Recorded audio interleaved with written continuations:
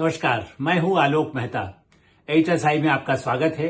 हमारा अनुरोध है कि आप एचएसआई देखें, लाइक करें, सब्सक्राइब करें, मित्रों को, ग्रुप्स को फॉरवर्ड करें और आपकी जो राय हो उससे भी हमें अवश्य अवगत कराएं और मित्रों से भी आग्रह करें कि वे भी सब्सक्राइब करें ताकि अधिकाधिक दर्शकों तक हमारी बात पहुंच सके। महाकुंभ, ऐतिहासिक जन सैलाब। जिस तरह से प्रयाग में इस बार महाकुंभ आयोजित हो रहा है, डिजिटल जिसको कह सकते हैं क्रांति के साथ, उस पर चर्चा आपने बहुत सुनी होगी और सुनते रहेंगे। लगभग 1-1.5 महीने जब चलेगा, अगले जिसको कहना चाहिए फरवरी भी पूरा उसी में निकलेगा, तो आप वो सब तो सुनते हैं, लेकिन मैं कुछ उससे हट करके अपनी जो और यादें हैं उसके साथ आपका जिक्र करना चाहता हूं। क्योंकि सब जानते हैं प्रयाग में गंगा यमुना सरस्वती संगम, इसीलिए उसका एक बड़ा ऐतिहासिक महत्व है ही, तो इसलिए वहां मेला लगता है। अर्ध कुंभ भी होता है। इसी तरह से चूंकि 4 स्थानों पर है जहां अमृत गिरा ऐसा माना जाता है, इसीलिए कुंभ के साथ उसको जोड़ा गया। अब आप भी देखें कि हरिद्वार में होता है जहां गंगा है, उसका एक महत्व है। और श्लोकों में भी जब गोदावरी का जिक्र आता है इसलिए नासिक में कुंभ होता है। और उज्जैन, क्षिप्रा नदी के किनारे 4 स्थान है जहां पर कुंभ, और उज्जैन के उसको सिंहस्थ कहा जाता है। वो हमारे ज्योतिष, हमारे जो वंश रहे, उन्होंने उसको कुंभ और सिंहस्थ दोनों नाम से उसको पुकारा जाता है। और मैं उसी स्थान से हूं। और चूंकि मेरी पत्रकारिता की शुरुआत 69 में, जिस समय 68 में मैं हिंदुस्तान समाचार के लिए स्ट्रिंगर बना था, और इसलिए मुझे पहला ही काम जैसे कहना चाहिए, और नई दुनिया के लिए भी मैं अंशकालिक जिसे कह सकते हैं स्ट्रिंगर का काम कर रहा था। इसलिए मुझे याद है कि मैंने पहला अपनी जो रिपोर्टिंग शुरू की थी वो कुंभ मेले से ही की थी। अच्छा, उसमें दिलचस्प बात इसलिए याद करना जरूरी हुआ कि इस समय भी कई तरह के विवाद सामने आते हैं। कई आपने सुना ही होगा, कोई शंकराचार्य को लेकर विवाद हो जाते हैं, कभी महामंडलेश्वर को लेकर हो जाते हैं, कभी पीठ को लेकर हो जाते हैं, और एक दूसरे के, अब चूंकि मीडिया इतना डिजिटल मीडिया भी हो गया है तो इसलिए सबके दावे भी आते हैं। तो जब हमने पत्रकारिता शुरू की तब भी ऐसा हुआ। जैसा मैंने कहा कि जहां तक मुझे याद है 69 वाला और 68, जब तो पहले तब 2 खेमे बन गए। और हुआ ये कि अणी वैष्णव जो संप्रदाय, उन्होंने कहा कि नहीं, हम इसको नहीं, हम दूसरे को मानेंगे। तो पहले उन्होंने 68 में मना लिया, कुंभ को मान लिया, और उसके बाद 69 में सभी अखाड़ों ने किया। वहीं वहां पर इस समय सर्दियों में नहीं होता, वहां लगभग गर्मी आ जाती है, अप्रैल मई में होता है उज्जैन में। तो ये जो अखाड़ों की प्रतिद्वंदिता है, जबकि पहले भी कई बार एकता की बात तो इसलिए पहले हुई, बहुत पहले हो गई थी। यूं तो 1885 से इतिहास मिलता है, उससे पहले भी कुछ रहा होगा, लेकिन उसके सबसे जो प्रामाणिक इतिहास मिलता है उसमें जिक्र आता है कि किस तरह से शुरू हुआ, जो उपलब्ध है। तो आप ये देखिए कि इतने वर्षों में पहले भी बड़े बड़े जो संत महात्मा अखाड़ों के साथ होता था, जो कौन पहले स्नान करेगा, कौन पहले निकलेगा। इस बार जैसे शाही स्नान का नाम अमृत स्नान किया गया, कि शाही तो पुराने उस दूसरे जिस भाषा के हिसाब से कहें या दूसरी परंपरा, या जिस कह सकते हैं कि शाही नाम में कुछ उर्दू नाम दिखाई देता है, पर्शियन दिखाई देता है, जिनको भी आपत्ति है। या अमृत तो अच्छा नाम है, चूंकि अमृत कलश से ही जुड़ा हुआ है। तो प्रधानमंत्री नरेंद्र मोदी, गृह मंत्री अमित शाह, जो इस तरह के पूरी उस चीजों को यहीं से केंद्रीय स्तर से और शुरू से उन्होंने, जिस तरह अयोध्या के मंदिर के लिए या और मंदिरों के पुनरुद्धार के लिए, महाकाल के परिसर के लिए, उज्जैन के लिए, जहां जहां ऐसे धार्मिक स्थल जहां करोड़ों लोग जाते हैं, उनकी भावनाओं के साथ भारतीय संस्कृति से उसे जोड़ने का प्रयास है। उसको भी सभी लोग स्वीकार करते हैं, मानते हैं, और उससे सुविधाएं भी बढ़ती हैं। तो मेरा यह मानना है कि जब मैंने किया, आज भी मेरे पास उसका फोटो रखा है, जब मैं महामंडलेश्वर, जो तब कैंप छोटे छोटे होते थे, तंबू होते थे, लेकिन फिर भी भीड़ काफी तब भी होती थी। उज्जैन जैसे स्थान में भी नदी, क्षिप्रा नदी के किनारे बड़ा भारी पूरा ही हर जगह शिविर लगे होते थे। तो मैंने चूंकि पत्रकारिता की शुरुआत इसलिए की, इसलिए वहां कुंभ से बाद में मैं प्रयाग के कुंभ मेले में भी मुझे जाने का अवसर मिला है, जब, और पत्रकार के नाते भी या परिवार के साथ भी, इसलिए मैं कह सकता हूं हरिद्वार जाने का अवसर हुआ, लेकिन कुंभ मेले के समय तो मैं नहीं गया। लेकिन हाँ, रिपोर्टिंग उसकी बहुत छापी और साथियों के साथ घटनाएं हुई, दुर्घटनाएं हुई, नासिक में हुई, कहाँ कहाँ कई बार ऐसी दुर्घटनाएं सामने आई हैं ज्यादा भीड़ होने पर, इसलिए सुरक्षा के पर्याप्त इंतजाम हो। लेकिन जैसा मैंने कहा कि जब उस समय भी कई साधु संत और अखाड़ों के बीच में थोड़े थोड़े भिन्नता।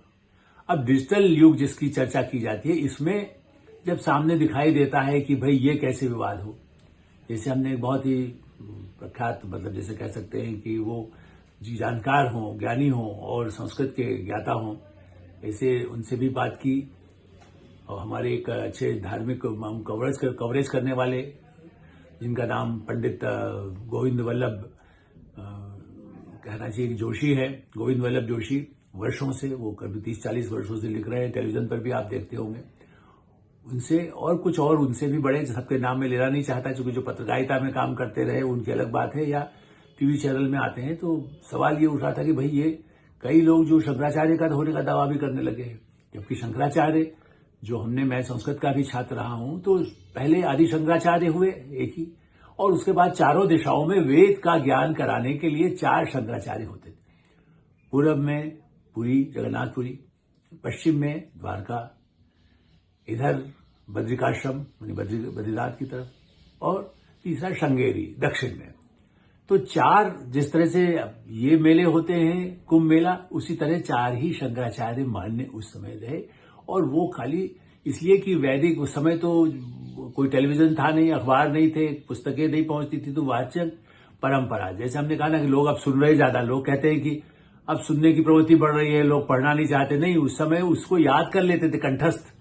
गुरुकुल कहिए या वेदों में शंकराचार्य ने, दूसरे उनके जो आचार्य हैं वो जिस जगह काम कर रहे हैं तो उसको उस मंडल का, जैसे अभी मंडल का प्रमुख अध्यक्ष बनाया जाता है, तो हम उस एरिया में ज्ञान को बढ़ाने के लिए उनको उपाधि दे दी जाती थी, पीठ के पीठाधीश जिसको आप कह सकते हैं।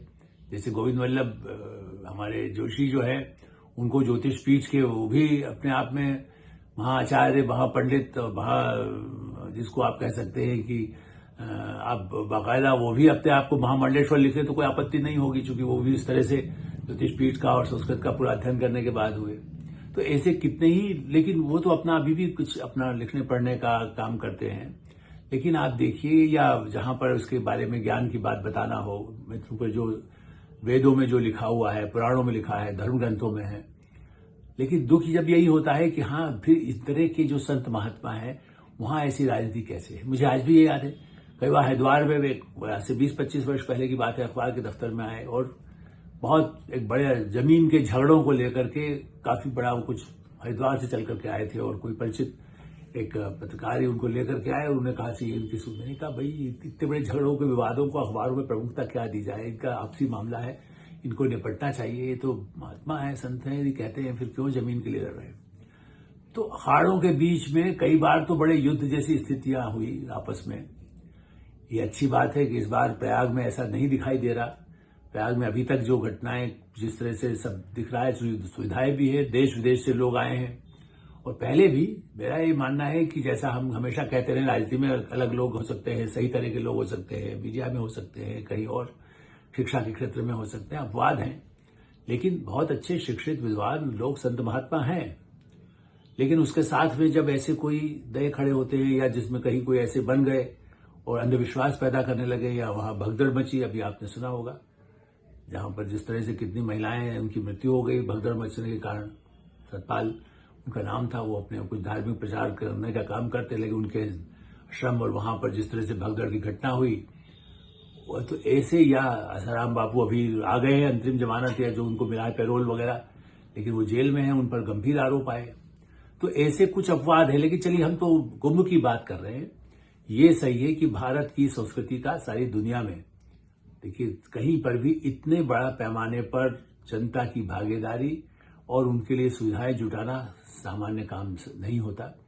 उस दृष्टि से भारत के लिए गौरव की बात है। विदेशी जिस ढंग से आ रहे हैं उसमें मानने वाले भी हैं। यूं तो हरे राम हरे कृष्ण इस्कॉन के जरिए भी देश दुनिया में पहुंचा था, फिर अब सब जगह मंदिर, अब तो अबू धाबी से लेकर के और रूस, अमेरिका, जापान, चाइना तक, मतलब वहां भी हिंदू धर्म की धूम रहती है। जो उसके मानने वाले हैं, जो उसके हिसाब से, वहां से भी लोग आते हैं भारत।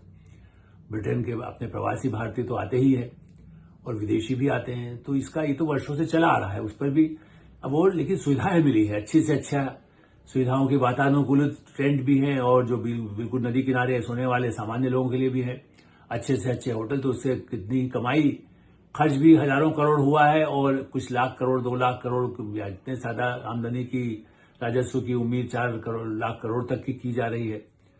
तो ये एक आर्थिक दृष्टि से भी इसका एक लाभ समाज को उसको मिले और इसमें तनाव न हो, उसमें कोई सांप्रदायिक भावना न हो, उसके पीछे एकता के लिए ही ये सारे धार्मिक स्थल होते रहे हैं।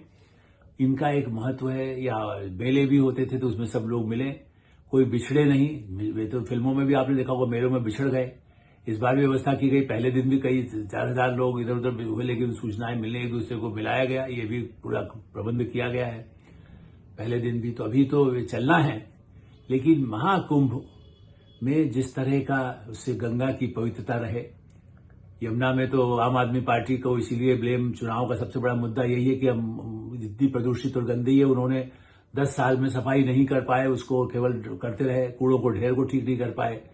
तो ये भी जनता की निगाह में जाता है। और मैं जानता हूं कि गंगा की सफाई के लिए भी, चाहे वाराणसी हो या प्रयाग हो, उसके लिए भी अरबों रुपया पिछले 50 सालों में आया, लेकिन उस पर ठीक से नहीं किया गया। इस बार तो दावा किया है उत्तर प्रदेश सरकार ने, वो कहा है कि नहीं, इसका आचमन भी लेने पर कोई नुकसान नहीं होगा। वरना अब कई लोगों ने, जो विरोधी दल है या कुछ कहा जाता था कि ये भी प्रदूषण इतना है, तो सही है कि प्रदूषण पूरा तो मुक्त ही हो सकता है। टेम्स नदी भी पहले बहुत प्रदूषित थी, ब्रिटेन की भी। जो मैं राइन के किनारे रहा हूं, पुस्तक है मेरी राइन के किनारे, राइन के वहां का पानी भी पीने के बजाय बाहर से ही पानी लेना पड़ता था। धीरे धीरे प्रदूषण को रोकने के प्रयास, चूंकि इंडस्ट्रियल वाटर उसमें चला जाता है पानी, तो उससे दूषित होता है और उससे लोगों को बीमारियां होती हैं, नुकसान होता है। लेकिन हाँ, यमुना जितनी गंदी की गई है, दिल्ली आकर, दिल्ली से आगे भी पहुंच के कानपुर, इस सब का जो नुकसान है, उससे संगम भी अपवित्र होता है। धार्मिक भावनाओं को नहीं, उससे ज्यादा जो नुकसान होता है उस पानी का, प्रदूषित का, या वायु में भी। और इसीलिए यज्ञ किए जाते थे जिससे कि प्रदूषण दूर हो। यज्ञ के पीछे कोई उत्पात मचाना नहीं रहा है।